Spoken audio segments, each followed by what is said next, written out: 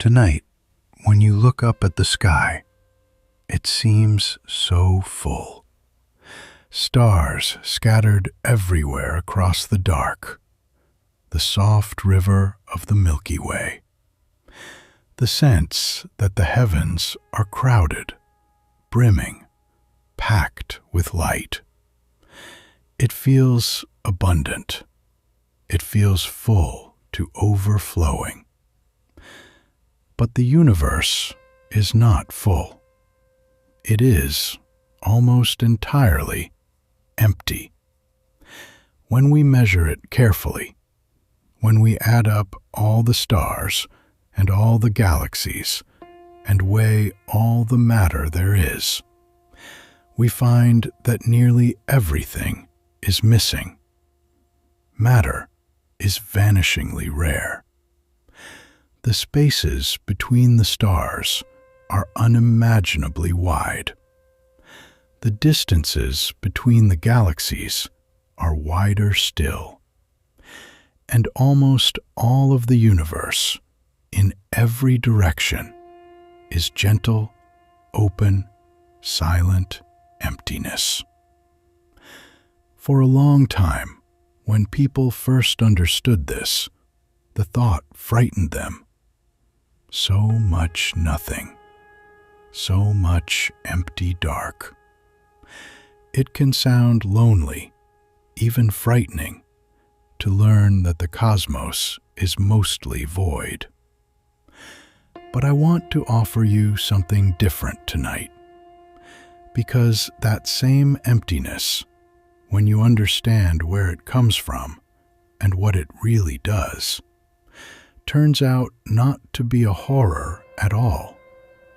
It turns out to be the gentlest and most generous thing about the universe.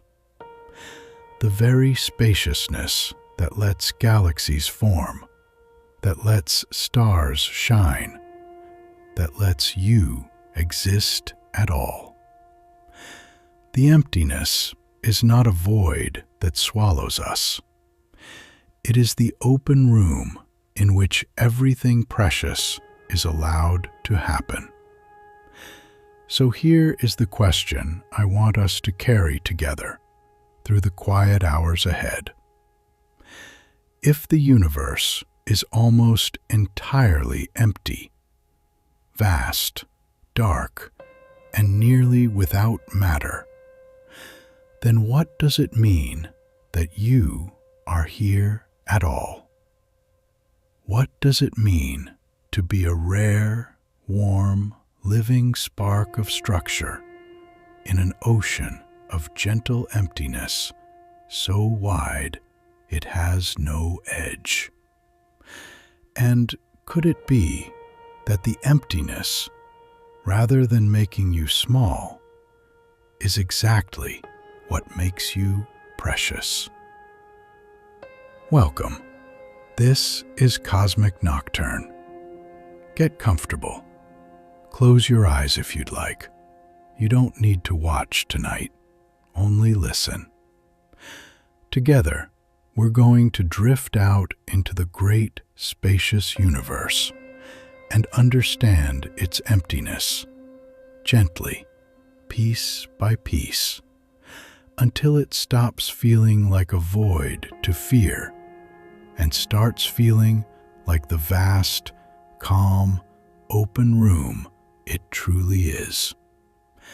The spaciousness that holds the scattered light of all the stars and holds you tonight among them.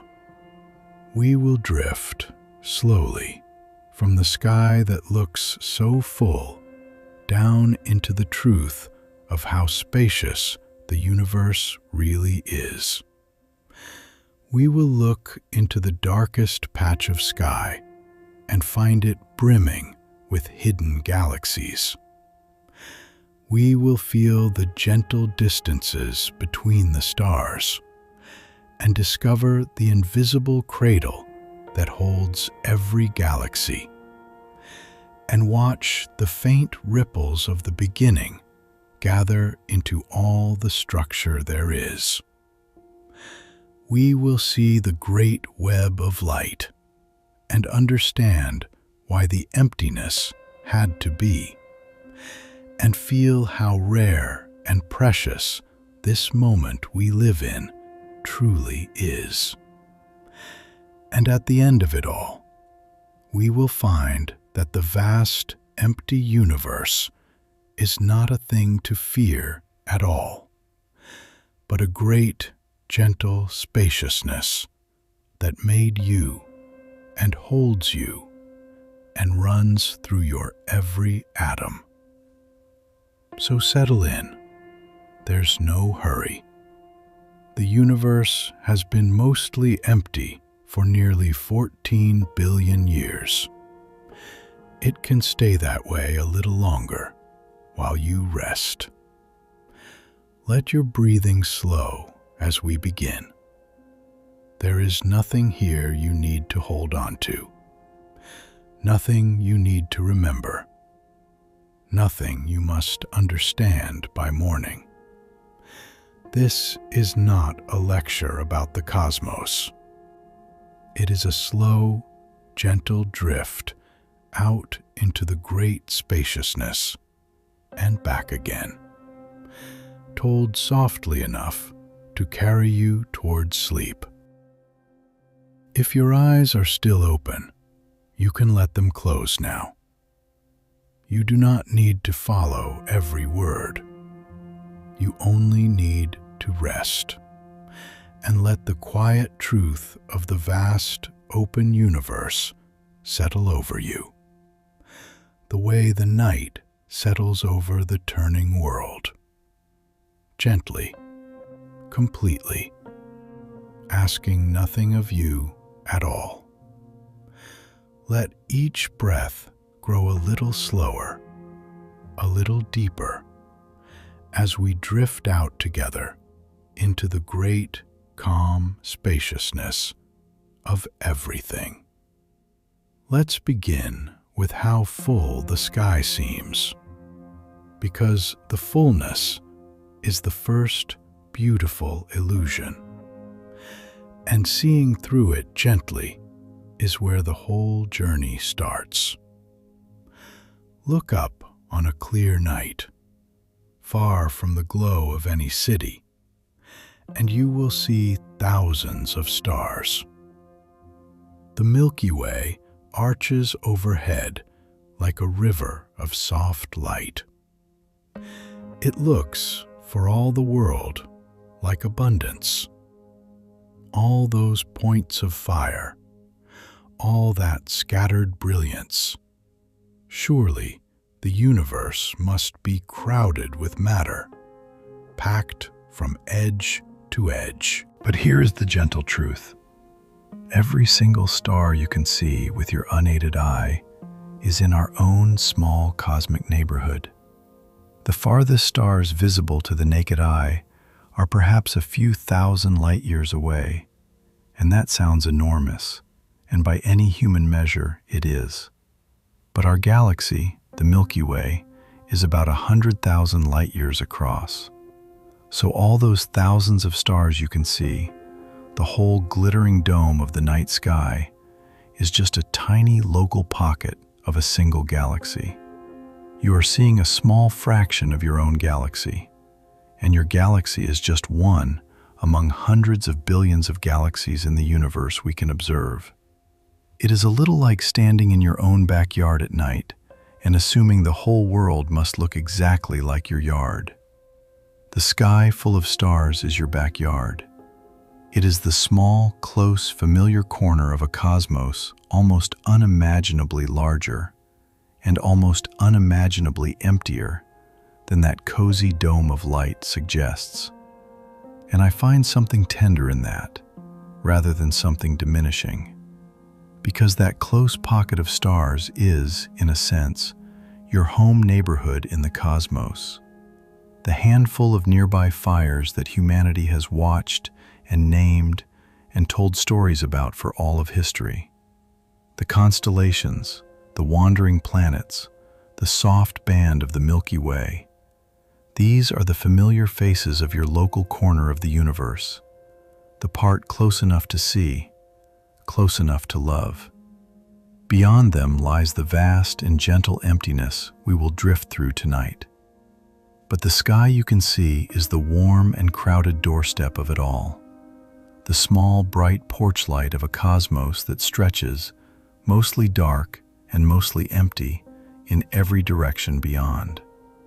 So the fullness of the sky is real in its way. It is the fullness of home, of the near and the familiar. It is only when we step past the doorstep, out into the wider dark, that we begin to find the great spaciousness that is the true character of the universe. And before we step out, let me say something gentle, so that you can drift through all of this without bracing against it. We are going to find that the universe is almost entirely empty, and that word, empty, can sound cold, even frightening if we let it. But I promise you that by the end of the night, the emptiness will not feel cold at all. It will feel like room, like the spaciousness of a wide open field, or a still lake, or a quiet, uncrowded house at the end of a long day. We are not going to find a frightening void out there. We are going to find a vast, gentle, open spaciousness. And we are going to find that you belong in it, that you are made of it, that it has been holding you all along. So there is nothing to fear in any of this. There is only a great calm openness waiting to be understood, and a whole quiet night to drift through it together. And to take that first step, we have to do something our ancestors never could. We have to point a telescope at the emptiest, darkest patch of sky we can find, a place that looks like pure nothing, and see what is hiding in the dark. Part 2. The tiny patch of dark. For most of human history, the dark spaces between the stars were simply that: dark, empty, nothing. But a little over 30 years ago, we decided to look, really look, into one of those empty patches.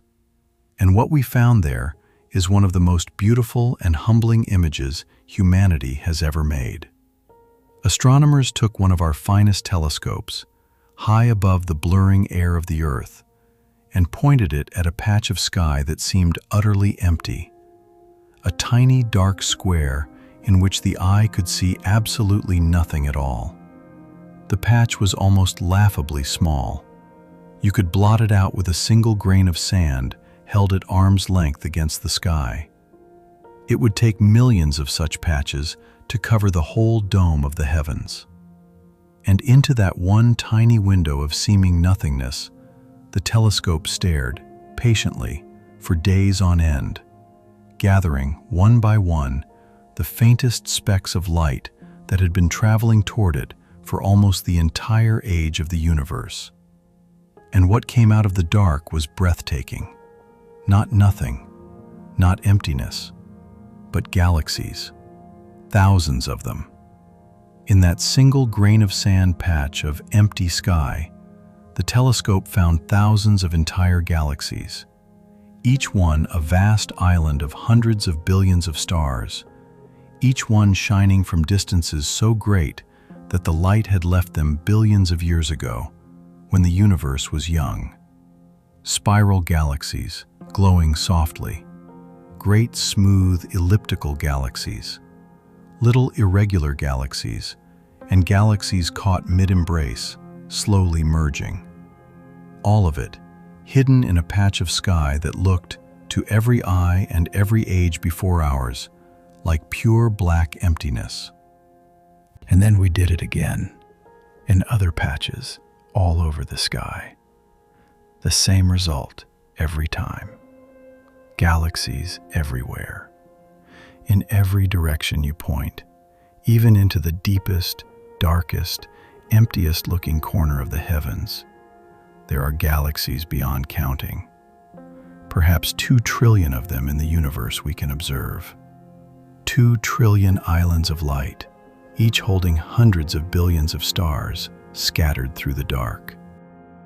There is something I find almost overwhelming in this, and deeply gentle. The dark was never truly empty of wonder. The patch of sky that looked like nothing was quietly full of entire galaxies, waiting, shining, sending their ancient light across the void toward anyone patient enough to look. The emptiness, it turns out, is laced everywhere with hidden light.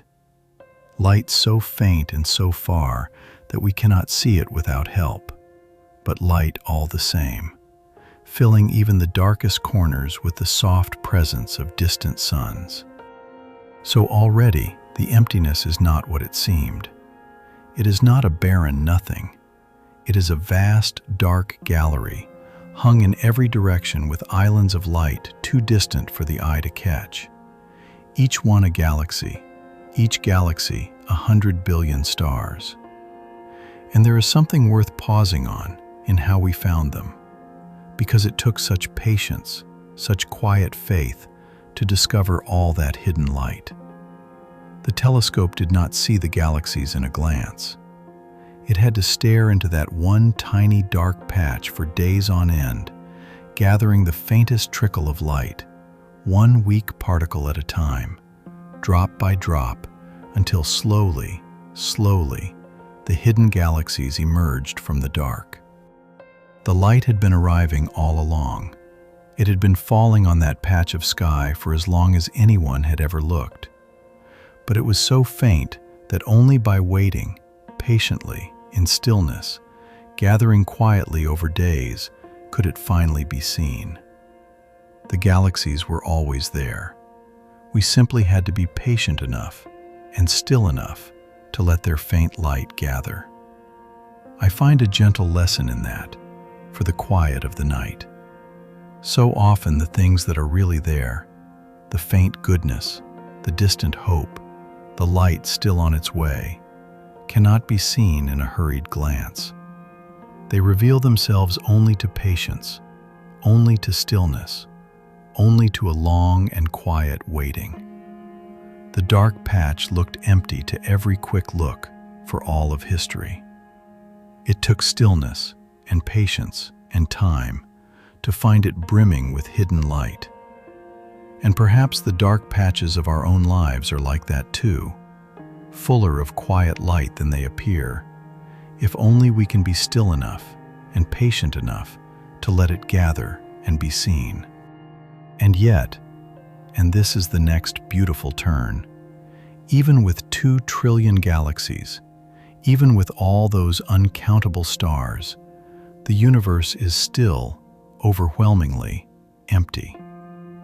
Because when you measure how much room all that light actually takes up, the answer is almost nothing at all. Part 3. How little room the light takes up. Here is one of the most astonishing facts in all of science, and it is worth holding gently, because it sounds at first like it should be frightening, and turns out to be something closer to wonderful. With 2 trillion galaxies and uncountable stars, the universe is still almost entirely empty, because all that matter takes up a fantastically, almost unbelievably tiny fraction of all the space there is. Let me try to give you a feeling for it, slowly. Imagine you could gather up every single star in the entire observable universe, all the stars in all 2 trillion galaxies, an unimaginable ocean of suns, and you could measure exactly how much room they take up, all their volume added together. And then you compared that to the total volume of the universe they are scattered through. The fraction is so small it nearly escapes the mind. The stars, all of them together, fill less than a millionth of a millionth of a millionth of the space available. If you shrank the whole observable universe down to the size of the Earth, all the stars within it, combined, would take up less room than a single grain of dust. Less even than that. The universe is not packed with light. It is the opposite. It is a vast, almost perfectly empty space, with the faintest possible sprinkling of matter scattered through it. A few rare specks of substance adrift in an ocean of open room so wide that the specks are almost nothing at all. The fullness we imagine is the rarest exception. The emptiness is nearly everything, and it goes deeper still, because even the stars themselves are mostly empty. We learned on another night that every atom is almost entirely empty space, a tiny, dense center with a vast hollow around it. So even the rare specks of matter in the universe are, on the inside, themselves mostly emptiness. The universe is empty space scattered with stars, and the stars are empty space scattered with atoms, and the atoms are empty space scattered with the tiniest motes of substance. Emptiness within emptiness within emptiness, almost all the way down. Now, this could sound desolate. It could sound like a cold and lonely fact, a universe of nearly perfect nothing. But I want to gently turn it over, because there is another way to see it, and I think it is the truer one. The emptiness is not a lack. The emptiness is room. It is space, generous, open, abundant space, in which things can move and gather and form and shine. A universe packed solid with matter could do nothing at all. It would be a frozen, crushing density with no room for anything to happen. It is precisely because the universe is so spacious, so open, so gently empty, that there is room for galaxies to turn, for stars to be born, for worlds to gather, for life to arise, for you to be here, breathing, in all that openness. The emptiness is not the absence of everything. It is the room that lets everything be.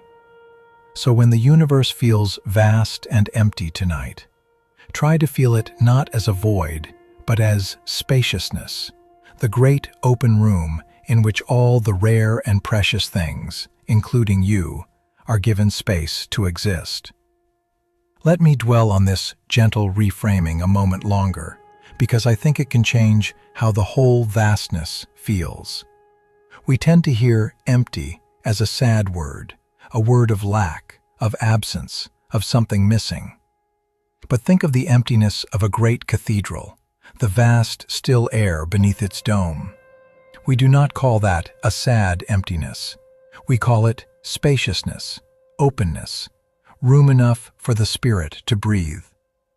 Think of the wide, empty sky over an open plain, or the great, still emptiness of a calm sea, or the quiet, open space of a room swept clean and bright.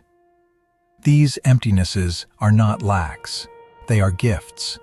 They are the room in which things can happen, the openness that lets the eye rest and the breath deepen and the mind grow calm and wide. Emptiness, rightly felt, is not absence. It is spaciousness. It is room. And the universe is the most spacious thing there is. Not crowded, not pressing, not cramped, but vast and open and gently empty beyond all imagining, with endless, soft room between its scattered lights. To feel that spaciousness is not to feel lost.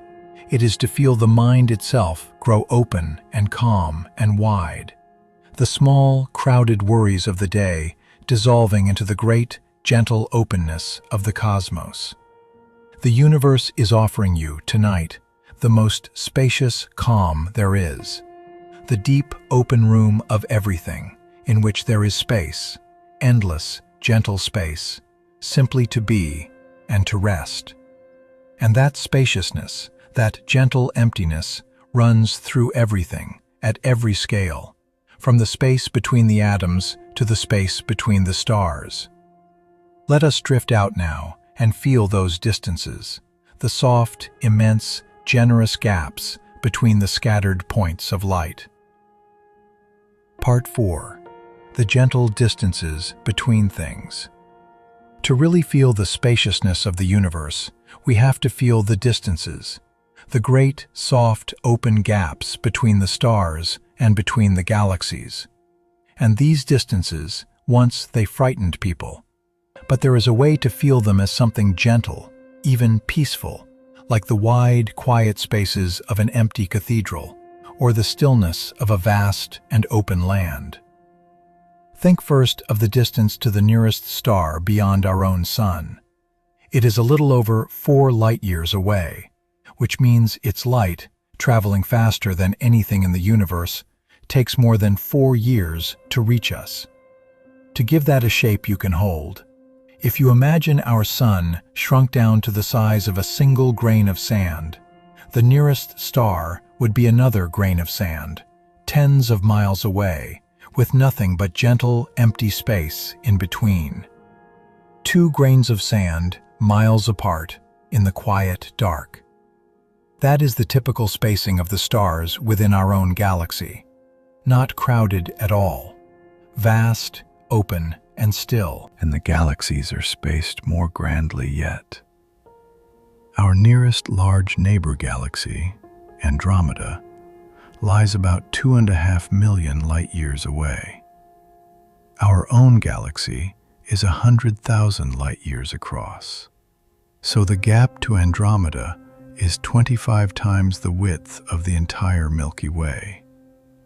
If our galaxy were the size of a dinner plate, Andromeda would be another plate, many strides away across an empty room, with only a few small scattered crumbs of dwarf galaxies in the great space between.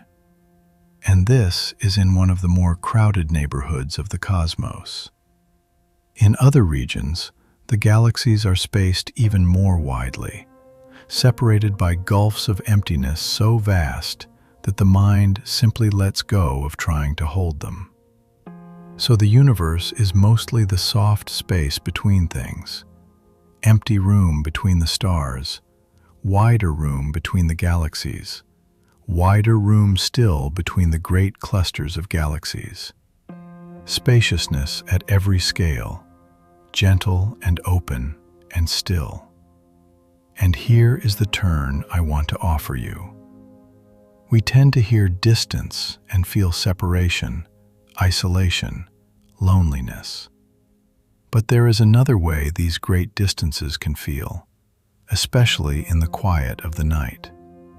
They can feel like room to breathe, like the deep, calm spaciousness of a still lake at dawn, or a wide field of snow, or an empty cathedral where every footstep echoes into peace. The distances of the universe are not crowded, not pressing, not loud. They are vast and open and serene, the most spacious, most uncrowded, most peaceful expanses that exist anywhere. To contemplate them is to feel the mind itself grow more spacious, the small, crowded worries of the day loosening into the great, calm openness of the cosmos.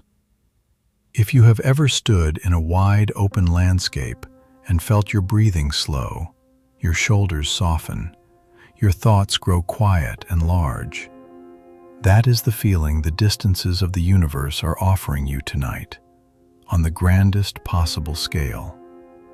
Not the fear of being lost in the vastness, but the peace of being held in something immense and open and calm. The universe is the most spacious place there is, and there is room in it, endless, gentle room, for you to rest. If you are finding some calm in drifting through these spaces with me, and you would like more of these quiet journeys to find you on other nights, you might take a soft moment to subscribe. It is the simplest way to let the next one come to you. And then let the thought go, and return to the gentle distances and the open dark.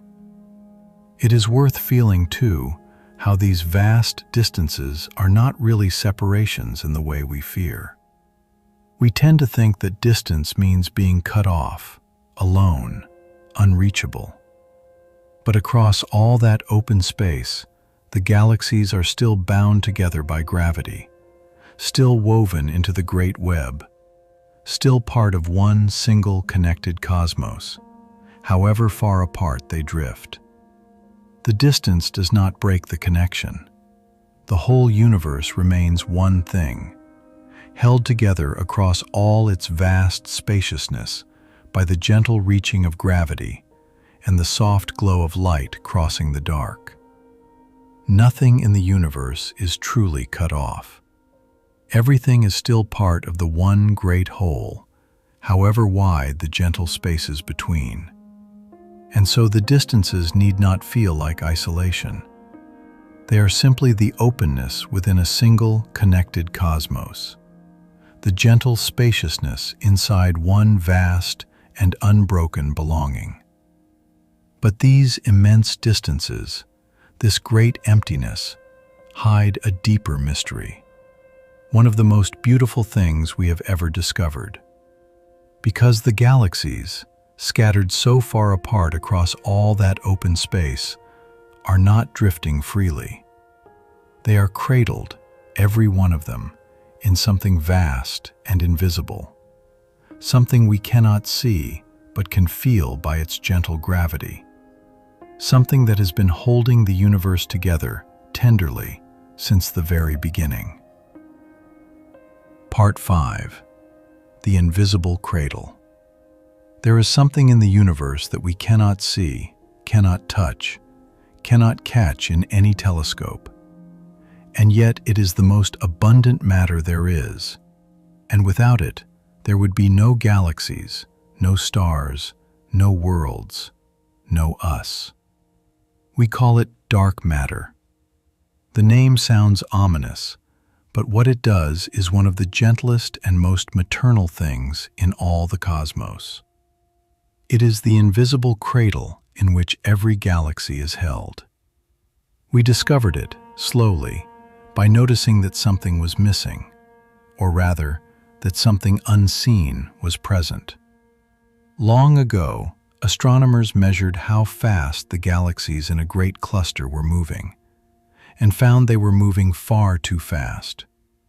By all the visible matter, all the stars and gas they could see, the cluster should have flown apart long ago, its galaxies scattering into the dark. And yet it held together.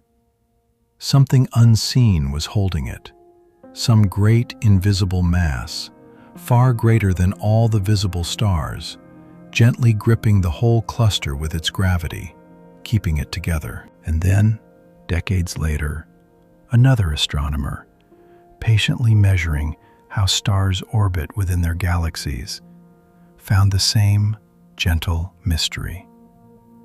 The stars in the outer reaches of galaxies were circling just as fast as the stars near the center, which should have been impossible, unless there was far more matter than anyone could see, spread out in a great invisible halo all around each galaxy, holding the outer stars in their swift and steady orbits.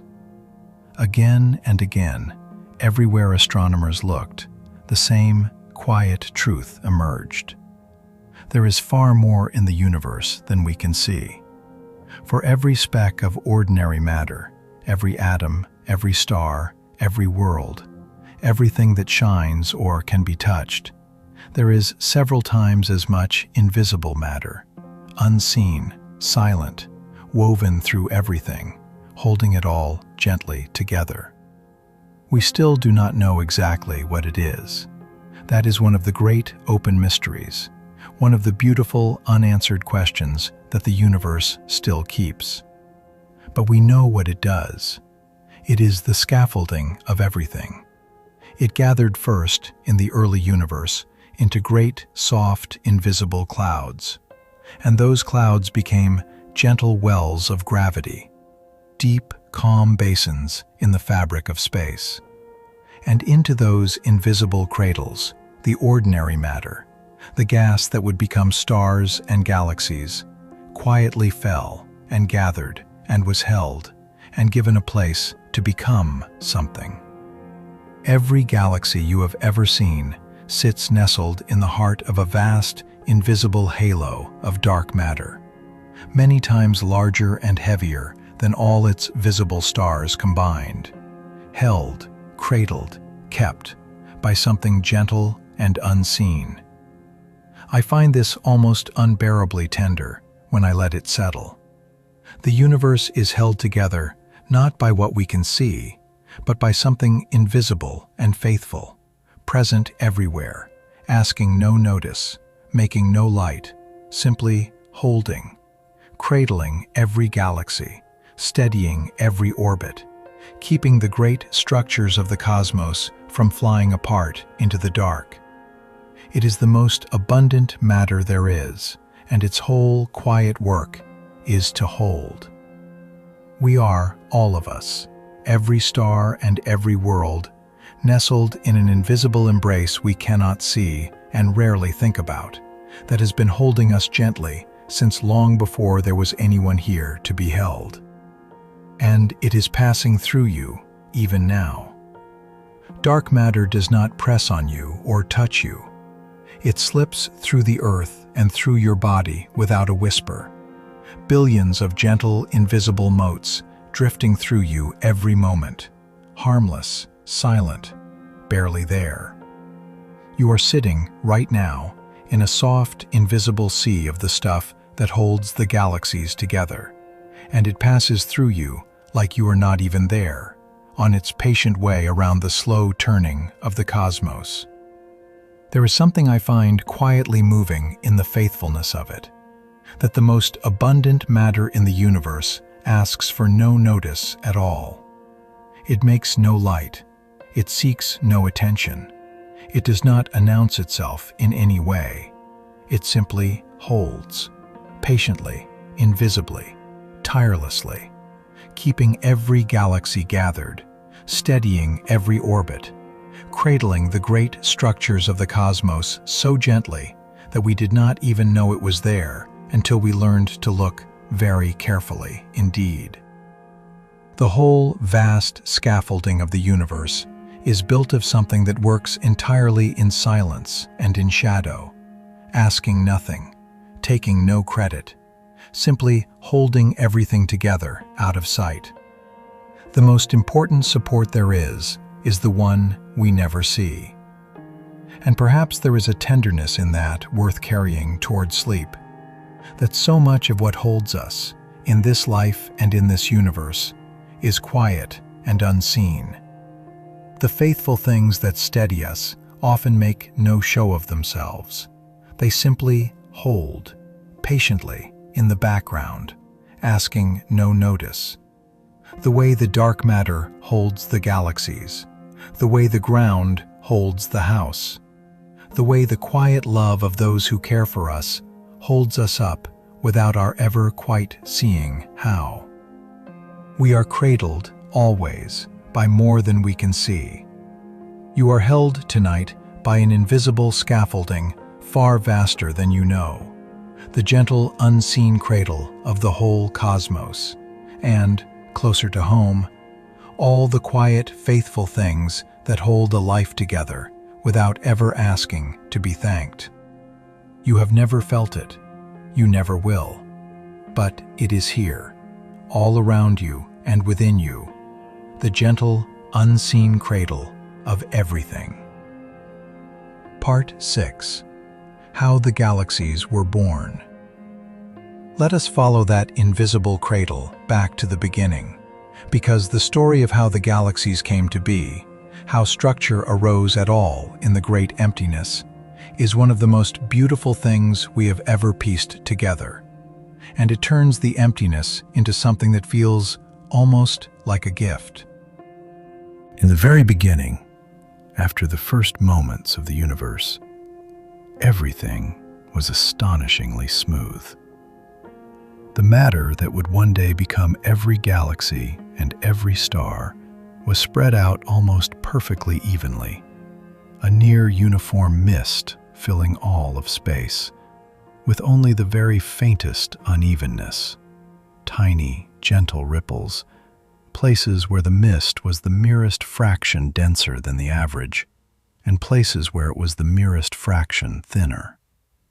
So slight were these ripples that they were almost nothing at all, a difference of about 1 part in 100,000, fainter than the faintest shadow. The early universe was very nearly a perfect, featureless calm. And yet, those faint ripples were the seeds of everything. Because gravity is patient, and gravity gathers.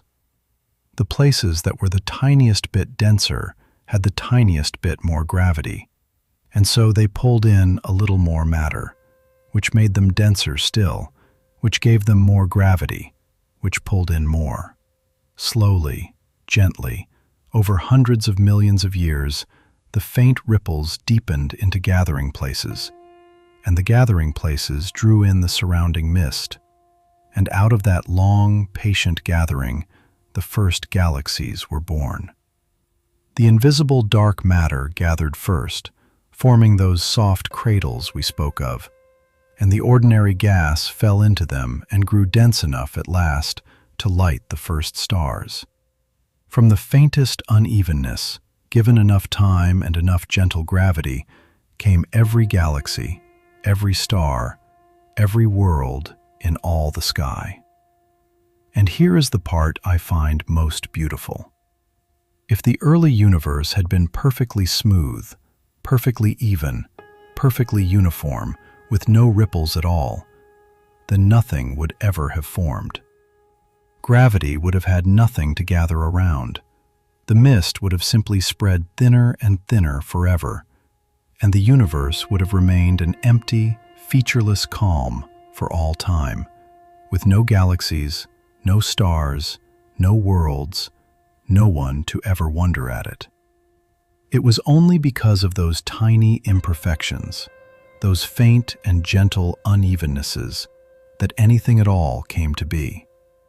The flaws in the early calm were the seeds of all the beauty that followed.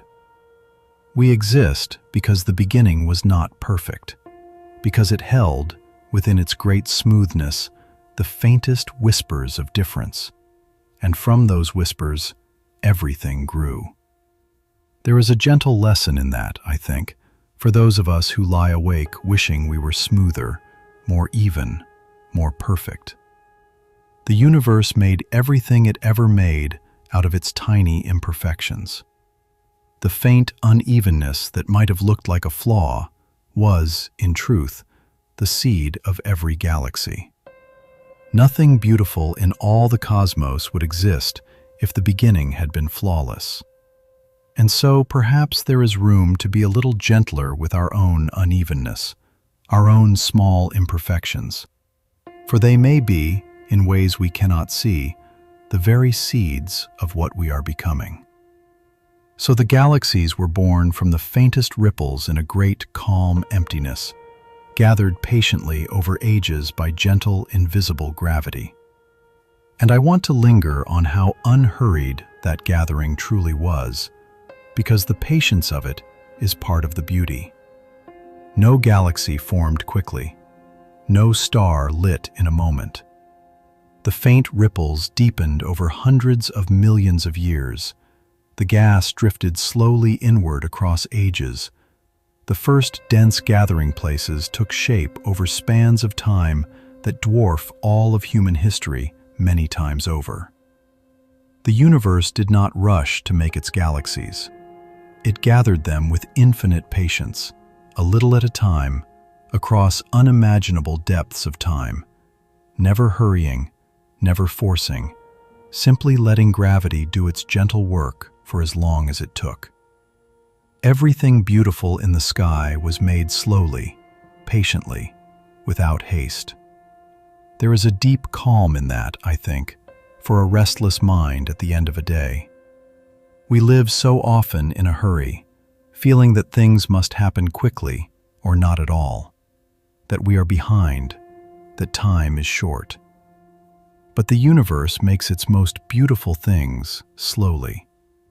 It took billions of patient years to gather a single galaxy, billions more to forge the elements of life in the hearts of stars, billions more for a world to form and life to arise and minds to wake. Nothing good in all the cosmos was rushed.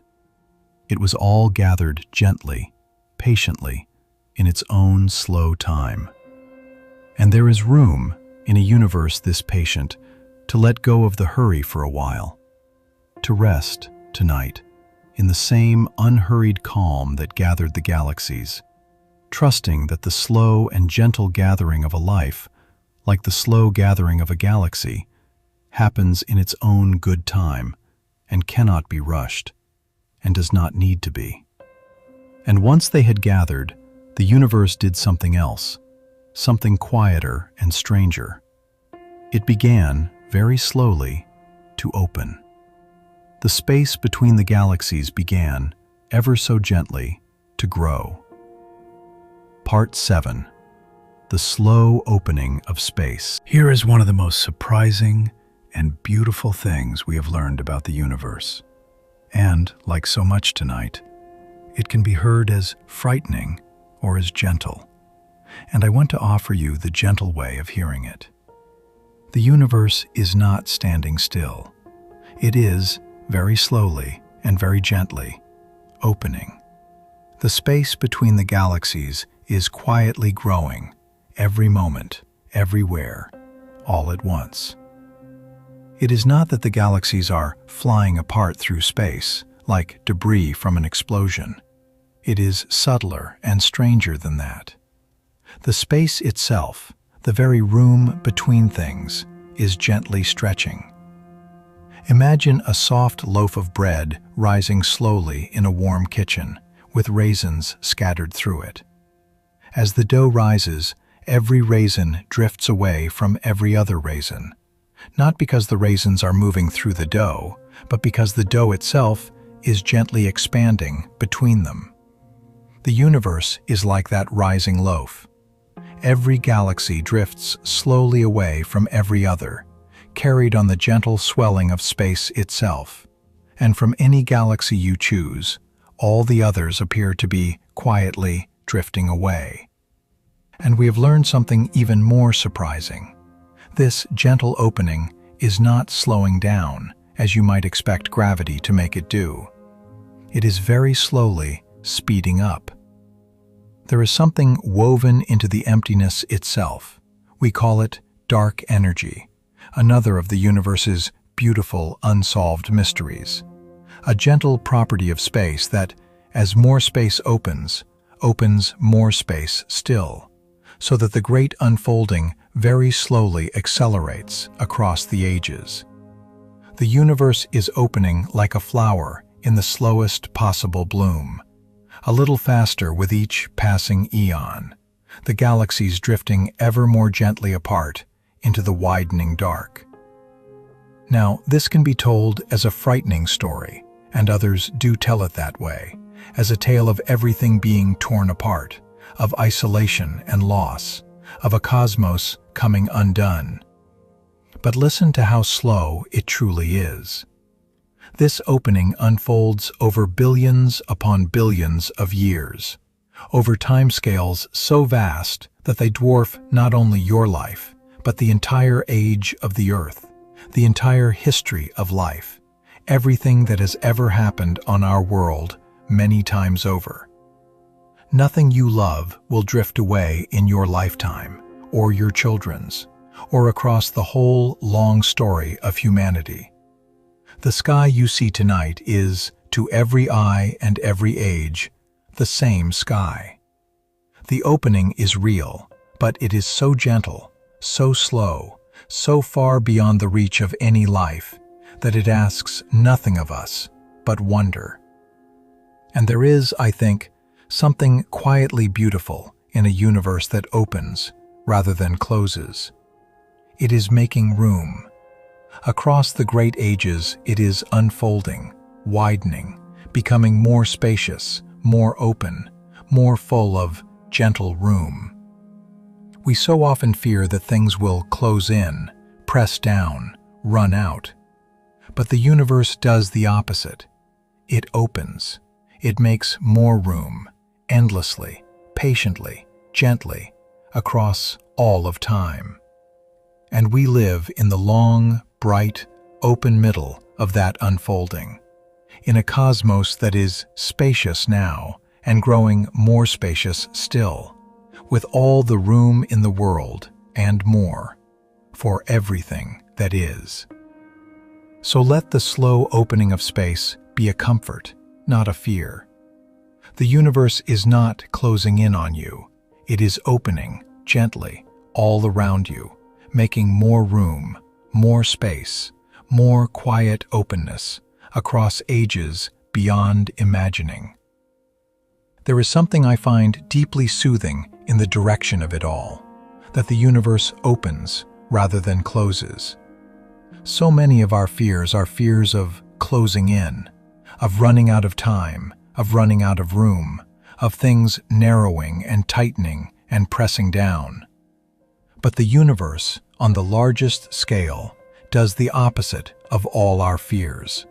It widens, it loosens, it makes room. Across all the great ages, it is unfolding into ever greater spaciousness, ever gentler openness, with more room, not less, for everything that is. The deepest tendency of the cosmos is not to constrict, but to open, not to crush, but to make space. We live in a universe whose nature, at the grandest scale, is generosity of room. And perhaps you can let your own breathing follow that opening tonight. As you lie in the dark, you might imagine the gentle widening of the whole cosmos, the soft unfolding of space in every direction, the great, patient making of room that has been going on for billions of years and is going on still, all around you, this very moment. Let your breath slow and deepen into that opening. Let your held tightness loosen, the way space itself loosens. Let your crowded thoughts drift gently apart, the way the galaxies drift, into more room, more space, more openness. You live in an opening universe. There is no need to feel closed in. All around you, gently, endlessly, the cosmos is making room. And there is room enough and more for you to let go and open and rest. And in all that opening room, the galaxies have arranged themselves into something so beautiful. It took our breath away when we first saw it. A vast, glowing web of light strung across the dark. Part 8. The Web of Light. When we finally mapped where all the galaxies are, not just on the flat sky, but in 3 dimensions, their true positions through the depths of space, we discovered something so beautiful and unexpected that it changed how we see the whole universe. The galaxies are not scattered randomly through the dark. They are arranged in a vast, delicate, glowing web, the largest structure that exists. Picture it gently. The galaxies gather into clusters, and the clusters string together into long, shining filaments, threads of light made of thousands of galaxies, stretching across hundreds of millions of light years. And these filaments connect to one another at great glowing knots where many threads meet. And they branch and weave across the cosmos like the most delicate lacework, like the threads of a spider's web, heavy with morning dew, like the branching of rivers seen from far above, like the soft web of cells or roots or neurons. The whole universe, on the largest scale, is a single, immense, and gentle web of light, glowing softly across the dark. And between the shining threads of the web are the great open spaces, vast, calm, nearly empty regions where there are almost no galaxies at all. We call them the voids. They are enormous, these quiet, empty rooms of the cosmos, hundreds of millions of light years across, holding only a scattered handful of lonely galaxies in all their immensity.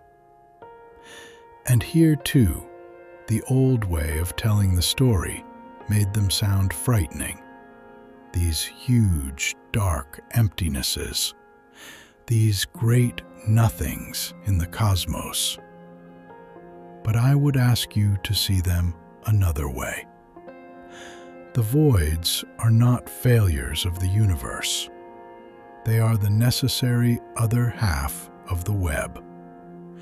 You cannot have the shining threads without the open spaces between them. The bright filaments and the quiet voids are made together, two halves of one beautiful pattern.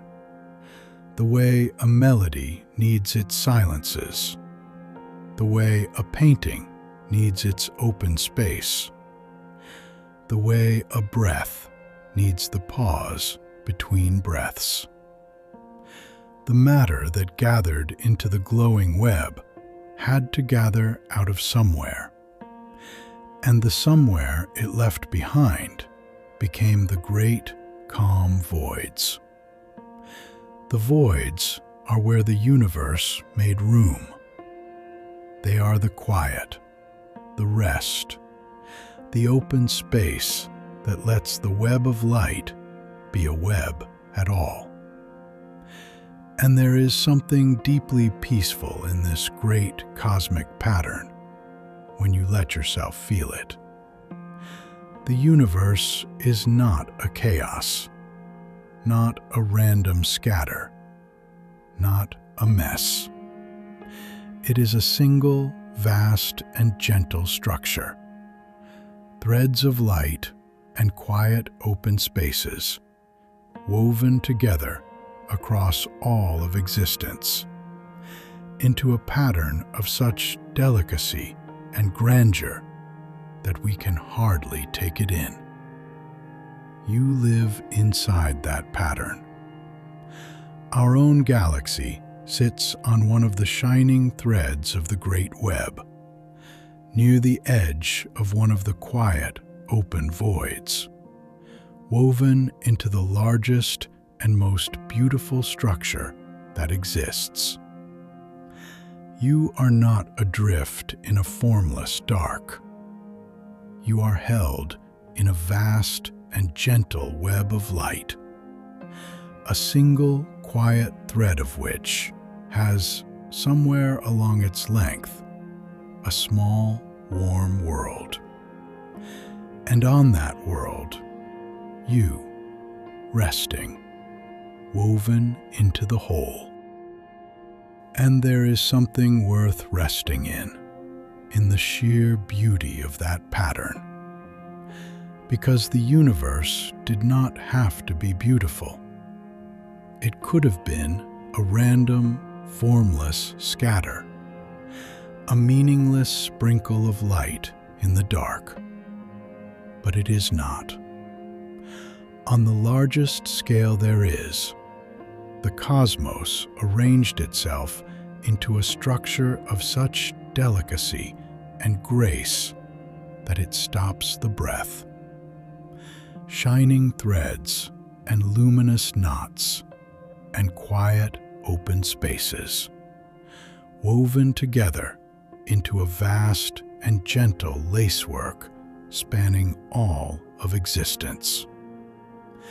The same kind of branching, weaving pattern that we see in the veins of a leaf, in the branching of rivers, in the roots of trees, in the soft web of cells within a living body. That same deep pattern is written across the whole universe, the largest echo of the gentlest shapes of life. The cosmos is patterned like a living thing. It is woven, branching, delicate, whole. I find a deep belonging in that when I let it settle. The universe is not alien to us, not formless, not random. It is patterned with the same grace as a leaf, a river, a living web. The same shapes that run through our own bodies, written across the whole of space. We are woven of the same patterns as the cosmos that holds us. And so, to lie in the great web of light is not to lie among strangers. It is to lie in something deeply familiar, something shaped like life itself, something we belong to as naturally as a leaf belongs to its branching veins, or a single thread belongs to the web. You are not a stranger in the universe. You are woven into its pattern, made of its shapes, belonging to it as wholly as anything can belong. But this beautiful web, this whole arrangement of light and emptiness, raises a deep question, perhaps the deepest of the night. Why is the universe this empty and not more full, or more empty still? Why this particular spaciousness, this exact balance of light and void? And the answer, when we found it, was one of the most moving discoveries of all. Part 9. The emptiness that had to be. Why is the universe so empty? Not more crowded, not more barren, but exactly this spacious. It turns out this is one of the most profound questions we can ask, and the answer is that the emptiness is not an accident and not a flaw. The universe had to be very nearly this empty in order for anything like us to exist at all. The spaciousness is the precise condition of our being here. Think back to those faint ripples in the early universe, the tiny unevennesses that gravity gathered into galaxies. They had to be just the right size. If they had been much larger, if the early universe had been much lumpier, much more uneven, then gravity would have gathered the matter too fiercely, too fast. Instead of forming gentle galaxies full of stars, the dense regions would have collapsed all at once into nothing but black holes. The universe would have been a crowded place of darkness, with no room for stars to shine or worlds to form. Too much density, too little emptiness, and there could be no us. But if the ripples had been much smaller, if the early universe had been even smoother, even emptier, even more perfectly calm, then gravity would have had almost nothing to gather. The matter would have spread thinner and thinner forever, and no galaxies would ever have formed at all. The universe would have remained an empty, featureless mist for all time, dark and quiet and lifeless. Too little density, too much emptiness, and again, there could be no us. We live in the narrow, gentle balance between these two, in a universe empty enough that matter could gather slowly and gently into galaxies and stars, rather than collapsing into black holes, but full enough that it gathered at all, rather than drifting apart into nothing. The exact spaciousness of the cosmos, the precise degree of its emptiness, is what allowed galaxies to form, stars to shine, worlds to gather, and life to arise. Change it even a little in either direction, and the universe would be empty of everything that could ever wonder at it. And it is not only the emptiness that had to be just so. So many things, it turns out, had to fall gently into place for a warm world and a waking mind to exist at all. The strength of gravity, the patient gathering of the dark matter, the gentle balance of the forces that hold atoms together, the slow, steady burning of the stars, the forging of the elements of life in their hearts, the scattering of those elements into space, the gathering of them into a small world at just the right distance from its star, warm enough for liquid water, gentle enough for life to slowly unfold across billions of years. Every step a quiet wonder, every step a part of the long, gentle chain that leads at last to you, lying here in the dark, able to know that any of it happened at all. The whole vast, patient universe seems, in retrospect, to have been gathering itself for ages toward the possibility of warmth and life and wonder. So the emptiness is not a void that mocks our smallness. The emptiness is the exact, gentle, finely balanced spaciousness that made us possible. We exist because the universe is this empty, no more, no less. The vast, quiet openness over your head tonight is not a sign that you do not belong. It is the very condition of your belonging. It is the spaciousness that had to be, for you to be. I find this one of the most moving things in all of science, and one of the most comforting to carry toward sleep. We sometimes look at the great emptiness of the universe and feel that it makes us insignificant, accidental, lost. But the truth is almost the opposite. The emptiness is not indifferent to us. It is the precise and gentle condition that allowed us to arise. A universe tuned, in its very spaciousness, to make room for galaxies and stars and warm, small worlds and wondering minds. You are not an accident adrift in an empty cosmos. You are exactly what this particular, finely balanced emptiness was able to bring forth. The spaciousness made you. And in that sense, the emptiness is not your enemy, but something more like your origin and your home. And I want to let that word settle gently. Home. Because we so often feel, when we contemplate the vast, empty universe, that we do not belong in it, that we are tiny strangers in an indifferent immensity, that the cosmos is not made for us and does not hold us. But everything we have seen tonight points the other way. The emptiness was tuned to make us. The invisible cradle holds us. The web of light is woven of the same patterns as our own bodies. The first light still falls on us. The matter we are made of was forged in the stars and gathered with infinite patience into warm, small worlds and waking minds.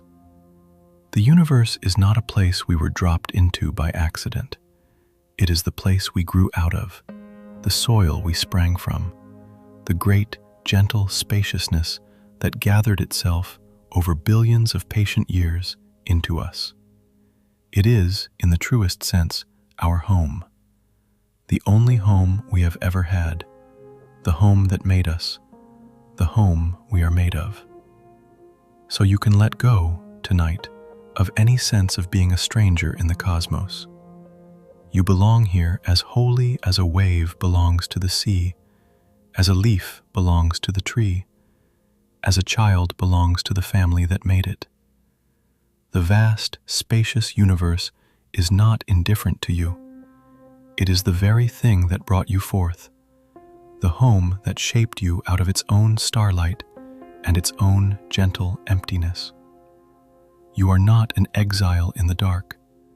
You are a child of the spaciousness, resting tonight in the great open house that made you, exactly where you belong. And the more we learn about how rare and balanced all of this is, the more astonishing it becomes that we are here to know it at all, and the more precious this particular moment in the life of the universe turns out to be. Part 10.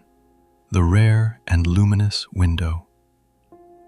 There is something I want you to know about when you are alive, because it is one of the most quietly astonishing facts of all, and it can fill the heart with a kind of grateful wonder. You are alive in the brightest, most luminous, most observable moment in the entire history and future of the universe. You were born in the golden window. The universe is about 14 billion years old. That sounds ancient beyond reckoning, and by the measure of a human life, it is. But against the full span of time the universe has ahead of it, 14 billion years is barely the first breath. Stars will go on being born for trillions of years yet, for 100 times the current age of the universe, and far longer than that, the smallest, longest-lived stars will keep shining. We are not living in the old age of the cosmos.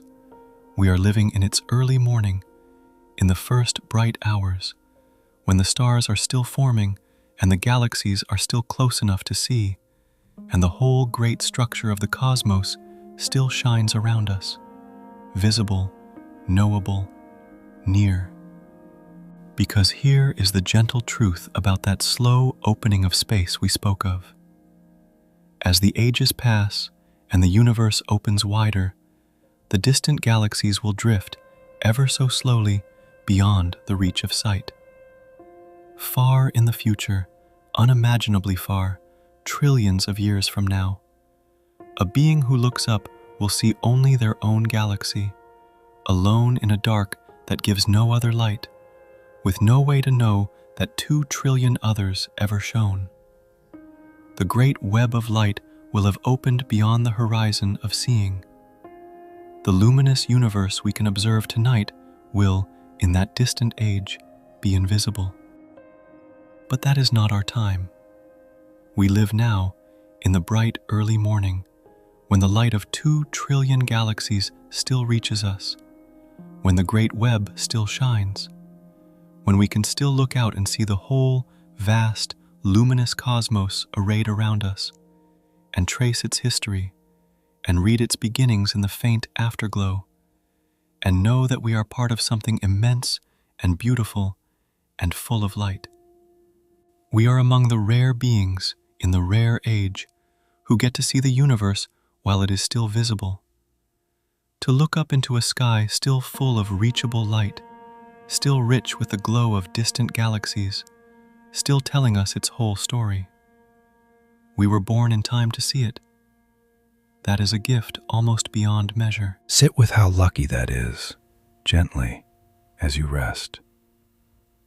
Out of all the vast ages of the universe, the dark early times before there were stars, the unimaginable dark future after the galaxies have drifted apart, you happen to be born in the brief, bright, luminous window when the cosmos is still full of visible light, still close enough to know, still shining all around. You could have been born too early, before the stars. You could have been born too late, after the light withdrew. Instead, you were born now, in the golden morning of the universe, with the whole luminous web of galaxies still shining overhead, still pouring its ancient light down onto your small, warm world, still here for you to wonder at. The window is open now. The light is reaching you now. And like all open windows, all golden mornings, it is precious precisely because it will not last forever. And there is a particular gratitude available in that, if we let ourselves feel it, the kind of gratitude that settles the heart for sleep. We did nothing to earn this moment. We did not arrange to be born in the bright morning of the universe, when the light of 2 trillion galaxies still reaches us, when the whole luminous cosmos is still ours to see. It was simply given, a vast and undeserved gift of timing, that out of all the ages we could have been born into, we were born into the one when the universe is still full of visible light. To be alive now, in the golden window, with the whole shining cosmos still arrayed overhead, is a piece of fortune so large that it is easy to overlook entirely. But it is worth pausing on tonight with quiet thanks, that we are here now, while the light still shines, while the window is still open, while there is still so much beauty to see. And gratitude, I think, is one of the gentlest doorways into rest. To lie in the dark and feel simply thankful. Thankful for the light still reaching us, for the warm world beneath us, for the eyes that can see and the mind that can wonder, for the sheer improbable gift of being alive in the bright morning of everything is to let the heart grow soft and quiet and full. There is so much to be grateful for tonight, written across the whole luminous sky. And in that gratitude, the small worries of the day grow quiet, and the heart settles, and rest comes gently, like the first light of a morning that is, for now and for all our lives, still shining. And some of that light, the most ancient light of all, is reaching you even in the dark of your room tonight. The faint and gentle afterglow of the very beginning, which we will speak of now, and which may be the most beautiful thing in all the sky. Part 11. The first light still arriving. Of all the light that fills the great emptiness, there is one light gentler and older than all the rest. A soft glow that fills every corner of the cosmos, in every direction, all the time, and that is, even now, arriving on your small, warm world. It is the first light of all, the afterglow of the very beginning, and it has been traveling toward you since almost the dawn of time. When the universe was very young, only a few 100,000 years old, still warm and dense and glowing, it released a flood of light everywhere, all at once. And that light has been traveling ever since, for nearly 14 billion years, stretched and softened by the slow opening of space, until it is now only the faintest, gentlest whisper of warmth, far too soft for any eye to see. But it is real, and it is everywhere. In every direction you could ever point, in the spaces between the galaxies, and in the dark of your own room, that first light is gently glowing. The same in every direction, a soft and even radiance filling all of space, the oldest light there is, still arriving, still here. Think about what this means, gently, as you lie there. The dark over your head is not empty. It is filled, in every direction, with the soft afterglow of the moment the universe began. You are bathed in it right now, the first light of all, passing through you and through your room and through the whole world, the gentlest and most ancient radiance there is, still arriving after almost 14 billion years of travel. The emptiness is glowing. It has been glowing since the beginning. And that first faint light is falling on you tonight, as it falls on everything, everywhere, always. And there is something almost beyond beautiful in this. When we look at that ancient glow, we are seeing the universe as it was when it was newly born, a baby picture of everything, the faint imprint of those very ripples that would one day become the galaxies and the stars, and us. The light that fills the emptiness tonight carries within it the gentle seeds of all that exists, the soft unevennesses from which everything grew. We are bathed, always, in the light of our own origin, the first glow of the cosmos that made us, still arriving, still gently shining down. So the emptiness, you see, is never truly empty. Even the darkest gulf between the galaxies, even the deepest void, even the dark of your closed eyes tonight, is gently filled with the first light of the universe, the soft afterglow of the beginning, the oldest and most faithful radiance there is. You have never been in true darkness. You have never been outside that gentle glow. From the first moment of the cosmos to this quiet night, the first light has been falling on everything, everywhere, holding the whole emptiness in a soft and even radiance, and holding you tonight within it. There is a deep comfort in that constancy, I think, that there is one light that has never gone out, never failed, never left. The stars are born and die. The galaxies drift slowly apart. Worlds form and worlds end. But the first light, the gentle afterglow of the beginning, has been shining steadily in every direction since almost the dawn of time, and it shines still, the same soft radiance it has always been, filling all of space, falling on everything, everywhere, always.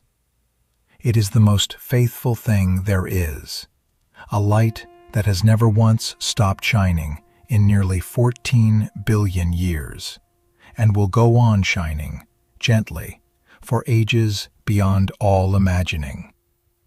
In a universe of change, it is the one steady glow that abides, falling on you tonight as it has fallen on everyone who has ever lived, the same ancient radiance bathing your quiet room as bathes the most distant galaxy. Let it be a comfort as you drift toward sleep, that you rest always in the oldest and most faithful light there is. And the fact that we can see this light at all, that we can know it and read it and understand what it means, that brings us to perhaps the most wonderful thing of all about this brief, bright window we live in. Because in all the vast and ancient emptiness, something extraordinary has happened. The universe has come to know itself. Part 12. The universe knowing itself. Here, I think, is the most wonderful thing in all the cosmos, the thing that turns the whole great emptiness from something lonely into something almost miraculous. In a universe that is overwhelmingly empty, dark, and silent, in rare and scattered pockets of gathered matter, something has happened that may be rarer and stranger than anything else in all of existence. The universe has woken up. It has come to know itself. And you are one of the places where that knowing happens.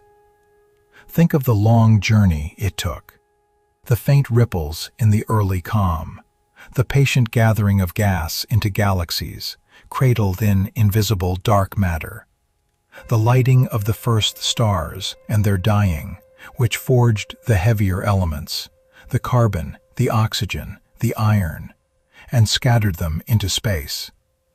The gathering of those enriched ashes into new stars, and around one of them, a small, warm world. The slow arising of life on that world, and its long unfolding across billions of years into creatures that could move and feel and at last look up. And then, most astonishing of all, the arising of minds that could wonder, minds that could look out at the vast, empty cosmos and measure it, and ask where it came from, and trace its history, and feel awe at its beauty. Do you see what this means? The matter of the universe, gathered out of the great emptiness, organized itself over billions of years into something that could look back at the universe and understand it.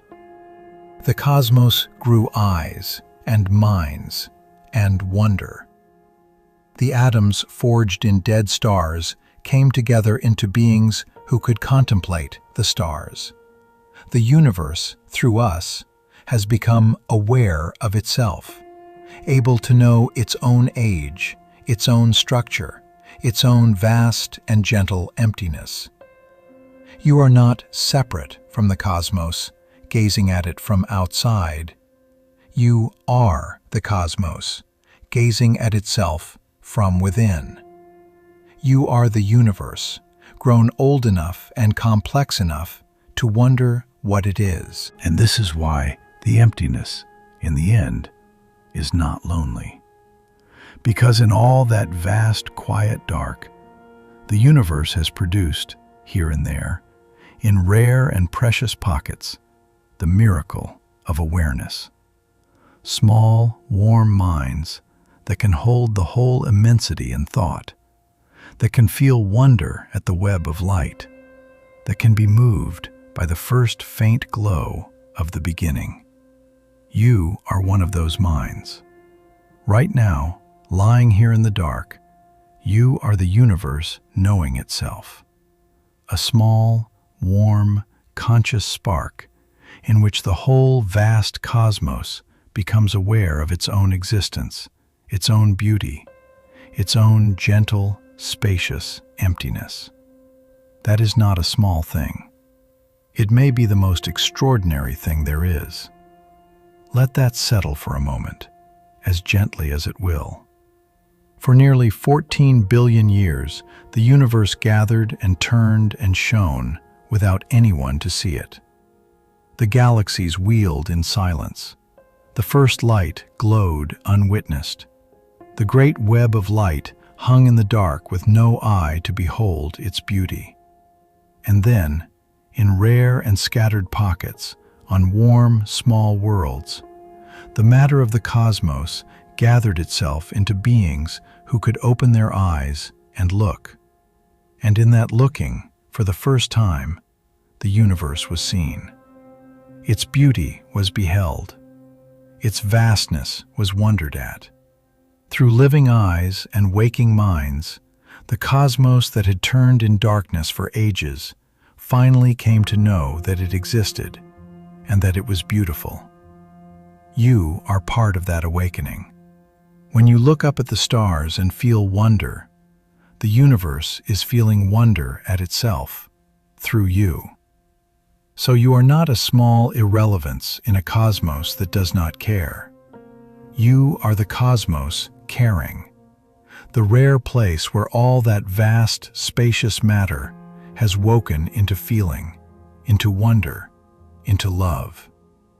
The universe needed beings like you in order to be known at all, in order for its beauty to be beheld, in order for its long, silent turning to finally be witnessed and wondered at and cherished. You are how the universe sees itself. You are how it knows it is beautiful. And there is a profound dignity in that, to carry gently toward sleep. That in you and in every waking mind, the whole vast cosmos has opened an eye and looked and loved what it saw. And if it moves you, even a little, to think of yourself this way, as one of the rare places where the universe wakes and knows itself, then I would gently invite you to do something.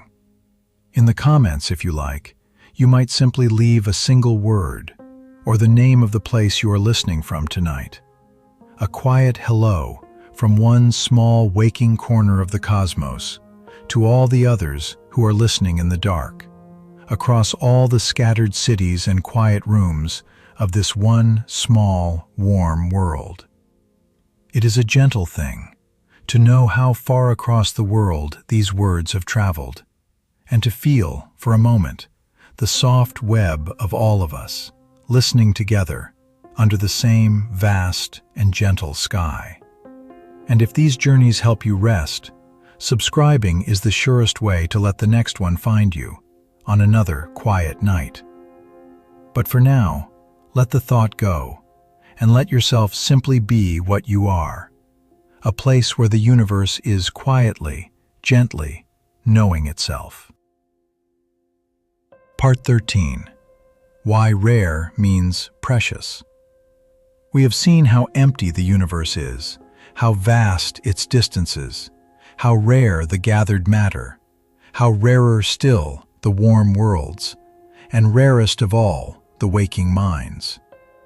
And there is a way to hear all of this as diminishing, as if our rarity makes us small, accidental, lost in the vastness.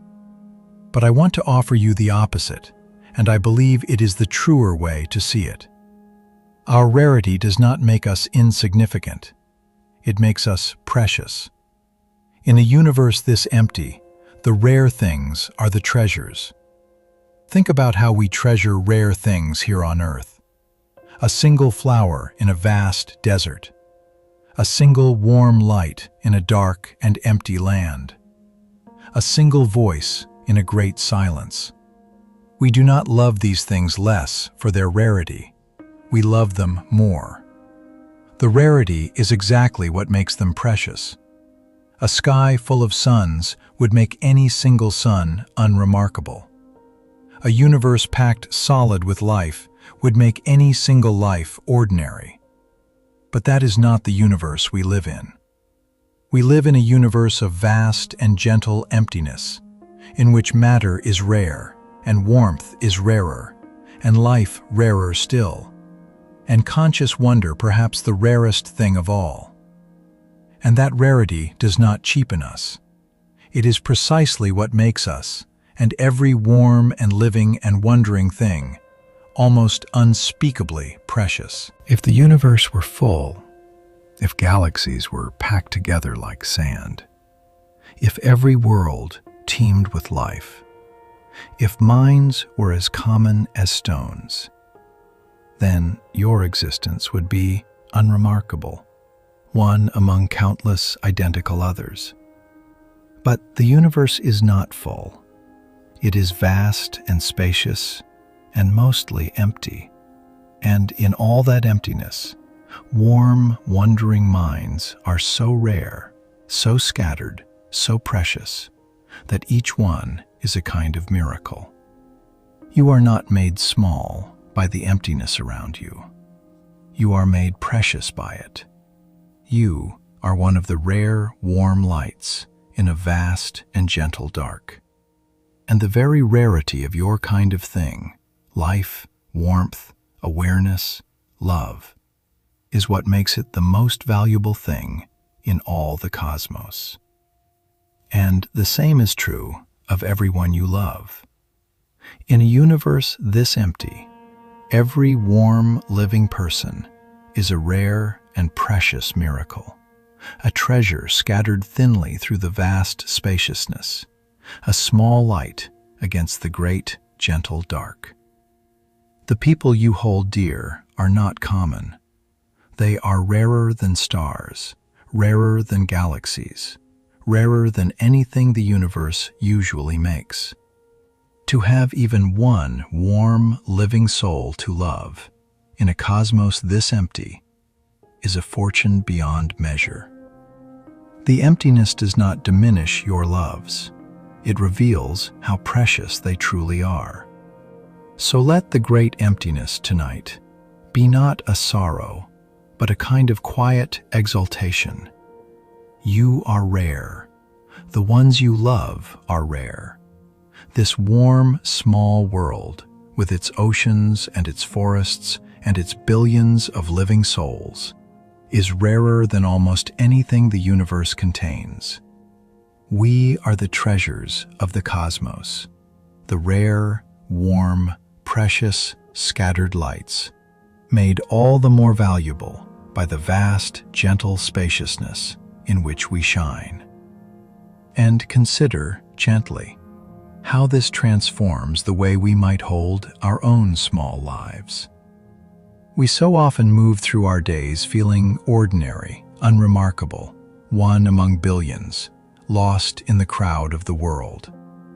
But step back, all the way back, to the scale of the whole cosmos, and the truth looks utterly different. Against the vast, empty universe, a single, living, breathing, feeling human being is among the rarest and most extraordinary things that exists anywhere.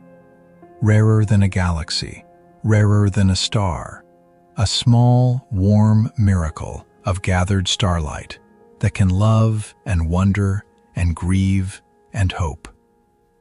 You are not ordinary. On the scale of the universe, there is almost nothing as rare, as precious, as improbable, as a single warm, waking human soul.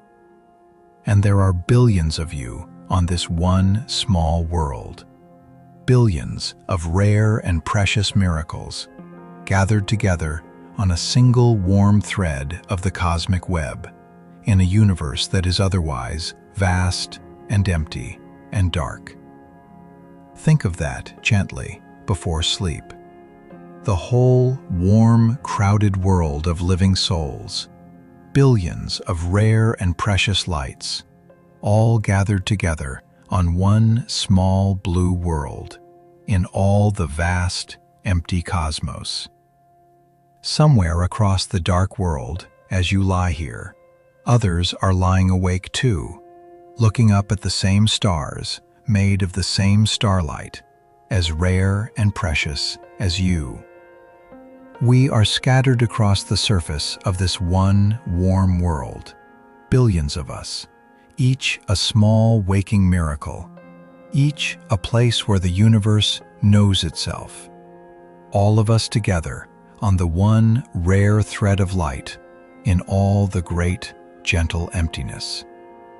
You are not alone in your rarity. You belong to a whole world of rare and precious lights, gathered together against the dark, sharing this one warm, improbable home. So the next time you feel small or ordinary or lost in the crowd, remember the great emptiness and what it reveals. You are one of the rarest things in all of existence. The person beside you is one of the rarest things in all of existence. This whole warm, crowded world of living souls is a treasure so rare that the rest of the vast cosmos, for all we can yet see, holds nothing else quite like it. We are not common. We are not ordinary. We are the precious, scattered, improbable lights that the great emptiness makes so rare and so valuable. And tonight, you are one of them, resting safe and warm, a rare and precious light in the gentle dark. The emptiness is not what makes us small. The emptiness is what makes us priceless. Part 14. The same emptiness within you. There is one more turn to this story of emptiness, and it is the most intimate of all, because the great spaciousness of the cosmos is not only out there, in the vast dark between the galaxies. It is also within you, woven through your very atoms, closer than your own breath.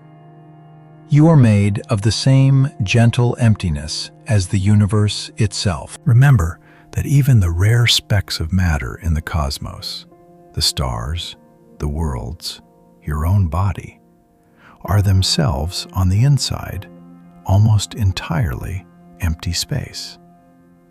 Every atom in you is a tiny, dense center with a vast hollow around it, mostly emptiness, with only the faintest mote of substance. So you are not solid, not really. You are mostly spacious, mostly open, mostly the same gentle emptiness that fills the space between the stars. The void between the galaxies and the void within your atoms are the same kind of spaciousness, and it runs through you as thoroughly as it runs through the cosmos. You are not separate from the great emptiness. You are made of it. You are a little gathered pattern of the universe's own spaciousness, holding its shape for a while, warm and aware, in the dark. And the substance that is in you, the rare specks of matter at the centers of all your empty atoms, was made in the stars. The iron in your blood, the calcium in your bones, the carbon woven all through you, every bit of it was forged in the hearts of stars that lived and died before the earth was born, and scattered into the great emptiness, and gathered at last into you. You are made of the rare matter of the cosmos, the precious gathered substance, arranged for a little while into a warm and living and wondering shape. And you are made, too, of the vast, gentle emptiness that holds it all, the same spaciousness that opens between the galaxies, running through your every atom. So the emptiness is not somewhere far away, out in the cold dark between the stars. It is here. It is you. You are a small, warm, aware gathering of the universe's own rare matter and the universe's own gentle emptiness, woven together for a brief and precious while into someone who can lie in the dark and feel wonder at it all. The great spaciousness of the cosmos and the gentle spaciousness within your own atoms are one and the same, and you are where they meet, where the emptiness of the universe became, for a little while, a being that could know itself. I find a deep peace in this, and I hope you can too, as sleep draws near. You do not have to feel separate from the vast, empty universe, gazing at it across an unbridgeable dark. You are part of it. You are made of it. The same gentle emptiness, the same rare gathered starlight, the same patient spaciousness that fills the whole cosmos, fills you too, and made you, and holds you. You are not a stranger in an empty universe. You are a small, warm gathering of that very universe, its matter and its emptiness, woven into someone who can rest and wonder and belong. And there is a quiet wonder worth resting in, that you are so thoroughly continuous with the cosmos. The atoms in your body are not really yours. They are the universe's, borrowed for a while, gathered into your shape for the brief span of your life, and one day returned to the great flow to become part of the air, the earth, the rain, new living things, perhaps one day, new stars. You are not a sealed and separate thing, set apart from the cosmos. You are a passing pattern in its endless flow, a place where the universe's own matter and the universe's own emptiness have gathered, for a little while, into a warm and waking shape, before flowing on. You are the cosmos, briefly gathered into you. And when, long from now, your pattern releases its borrowed atoms back to the great flow, they will go on, as they always have, woven back into the spacious universe that lent them, never lost, never gone, simply returned to the whole you were always part of. There is a deep peace in that continuity, I find, as sleep draws near. You do not have to hold yourself apart from the universe, or defend a sealed and separate self against the vast, indifferent dark. There is no separation to defend. You are already part of the whole, made of its substance, woven of its emptiness, continuous with all of it. You can let go, tonight, into that belonging, into the gentle knowledge that you are not a lonely island in an empty cosmos, but a warm, gathered wave in the great, spacious sea of everything, rising for a little while and held, always, by the whole from which you came and to which you belong. Part 15. Resting in the great spaciousness. As the night deepens and sleep draws near, let us gather everything we have understood tonight into one last gentle truth, and let the vast emptiness of the universe become, fully, the spaciousness in which you rest. We began with a sky that looked so full, and found that the universe is, in truth, almost entirely empty.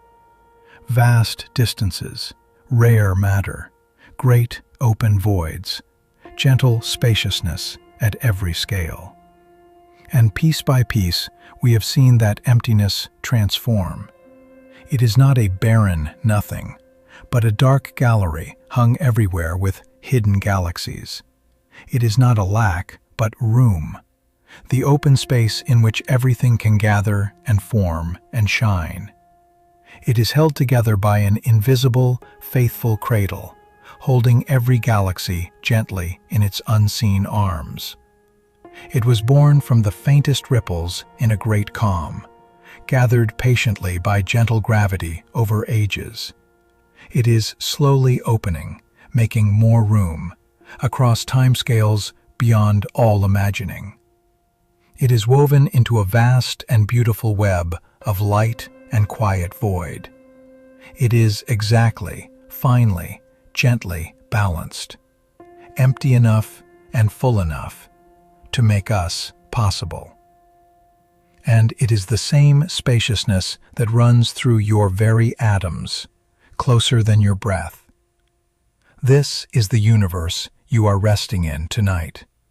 Not a cold and lonely void, but a vast, gentle, spacious cosmos, open and calm and quiet, scattered with rare and precious light, woven into a beautiful web, glowing softly everywhere with the first light of the beginning, and finely tuned in its very emptiness to bring forth warm, small worlds and wondering minds like you.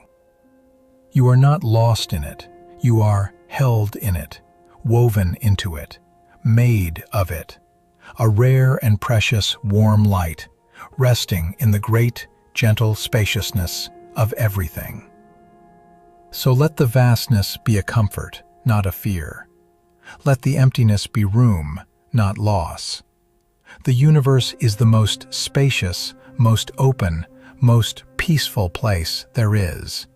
And there is room in it, endless, gentle room, for you to set down the small, crowded worries of the day and rest. Imagine, if it helps, that you could let all the gathered weight of the day drift out into that great spaciousness.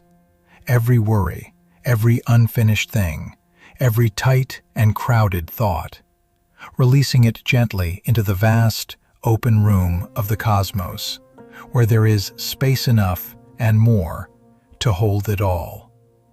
The universe is large enough to take the whole weight of your day and barely notice it, the way the sea takes a single drop of rain. You do not have to hold everything tonight. You can let it drift out into the great, gentle openness, into the vast, spacious calm that has room for all of it, and feel yourself grow lighter and more open and more at peace as the crowded weight loosens and drifts away into the spaciousness of everything. The galaxies are drifting gently in their great, slow dance. The invisible cradle is holding everything. The first light is softly glowing in every direction. The web of light is shining across the dark. And on one quiet thread of that web, on one small, warm world, you are lying safe in the spacious dark, made of starlight and gentle emptiness, a rare and precious place where the universe is quietly knowing itself. There is room for you here. There has always been room. The whole vast, spacious cosmos is holding you, gently, with endless room to rest. There is nothing to fear in all that emptiness. There never was.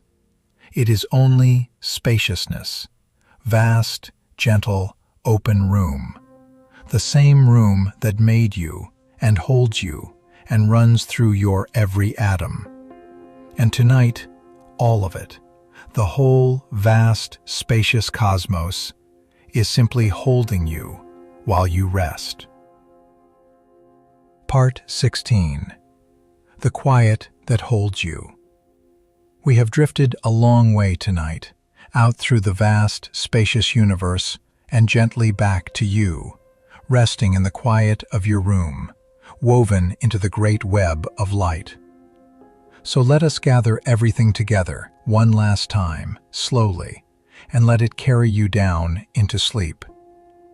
The universe above you is vast, and it is mostly empty. But its emptiness is not a void to fear. It is spaciousness, the great open room in which galaxies gather, and stars are born, and warm, small worlds take shape. The rare, scattered matter is held everywhere in an invisible, faithful cradle, gently keeping every galaxy from drifting away. The whole cosmos is woven into a beautiful web of shining threads and quiet, open voids. And on one of those threads, your small, warm world turns gently in the spacious dark. The first light of the beginning glows softly in every direction, even here, even now, falling on you as it falls on everything. And all of it, the vast distances, the gentle opening, the rare, precious light, was finally, gently balanced in its very emptiness to make you possible. And you, lying here in the dark, are one of the rarest and most precious things in all that vast spaciousness. A small, warm gathering of ancient starlight and gentle emptiness, woven for a little while into a being who can feel and wonder and love. A place where the universe, after 14 billion years of patient gathering, has come to know itself. You are not lost in the great emptiness. You are not small against it. You are the precious thing it was all, in its vast, spacious patience, quietly reaching toward. A warm, waking light in the gentle dark, rarer than the galaxies, made of the same starlight and the same spaciousness as everything that is. So let the great emptiness hold you now, gently, as the spacious room it truly is. Let the vast distances feel like room to breathe, like the calm of a wide open land, like the peace of an empty cathedral at dusk. Let your small, crowded worries loosen and drift, like galaxies gently parting, into the great, calm openness of the cosmos. You do not have to fill the spaciousness. You do not have to do anything at all tonight. The invisible cradle will go on holding the galaxies. The first light will go on softly glowing. The web of light will go on shining across the dark. And the small, warm world will go on turning gently, carrying you safely through the spacious night and into the morning. Sleep well. The universe is vast and gentle and spacious, and you are a rare and precious light within it, held, woven in, belonging, made of its own starlight and its own gentle emptiness. You were never lost in the great dark. You were always held in the great spaciousness, the open, quiet, gentle room of everything, cradling you tonight as it always has. Let the last thoughts of the day drift gently apart now, like galaxies parting in the slow opening of space, into the great calm openness of the cosmos. You have understood the emptiness tonight, and in understanding it, you have nothing left to fear from it. It is not a void, but spaciousness, the open room that lets everything be. It is not lonely, but woven into a great web of light. It is not indifferent, but finely tuned in its very emptiness to bring you forth. It is not cold and far away, but here, within you, woven through your every atom, the same gentle spaciousness as the space between the stars.